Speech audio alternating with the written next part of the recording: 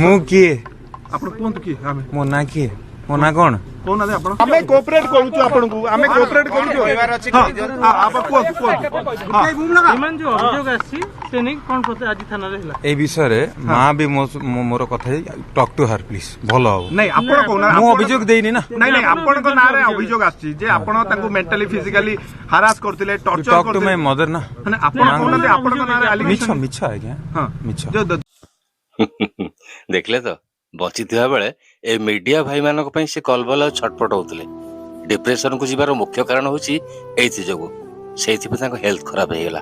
କିନ୍ତୁ ଏବେ ମରିଗଲା ପରେ ଭାଇରେ ମରିଗଲା ପରେ ଏବେ ମିଡିଆ ଭାଇ ବାଲା କଲବଲ ହଉଛନ୍ତି। କେମିତି ସେ ମଲେ, କାହିଁକି ମଲେ, କ'ଣ ପାଇଁ ମଲେ, ତାଙ୍କ ସାଙ୍ଗରେ କିଏ ଥିଲା, ତାଙ୍କ ପଇସା କିଏ ରଖୁଥିଲା, ସବୁ କୋଉଠି କରୁଥିଲେ, ତାକୁ ଟ୍ରିଟମେଣ୍ଟ କିଏ କରୁଥିଲା, କୋଉ ଡକ୍ଟର କରୁଥିଲା, କ'ଣ ମେଡିସିନ ଦଉଥିଲା, କ'ଣ ଦଉଥିଲା, ପଏଜନ ଦଉଥିଲା କି ଭଲ ଦଉଥିଲା। ଏଇ ତ ଭାଇ ଖେଳରେ।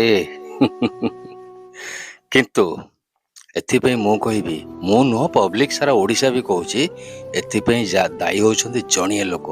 ସେ ହେଉଛନ୍ତି ଆଉ କେହି ନୁହଁ, ସେ ହେଉଛନ୍ତି ଶ୍ରେୟା ମିଶ୍ର। ଆଇ ମିନ୍ ତାଙ୍କ ଧର୍ମ ପତ୍ନୀ। ଧନ୍ୟବାଦ।